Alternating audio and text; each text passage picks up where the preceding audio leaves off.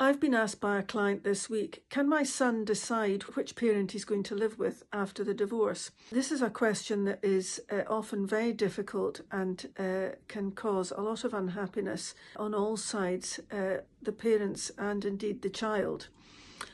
In an ideal world, the parents will have open and constructive discussion about childcare arrangements following their separation and divorce. With older children, they'll take the child's own wishes into account, and as a family they will come to an arrangement as to where the child is going to live and when the child is going to see the other parent.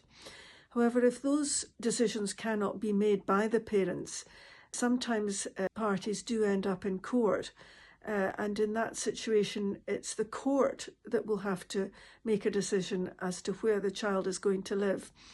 The court will take the views of the child if the child is old enough and mature enough and wants to give a view. And the older the child, the more weight the court will attach to that view. But the child is not deciding where to live. The court will make that decision. And sometimes the court will decide that the child is to live with the parent against the child's wishes if the court thinks that is the best thing for the child.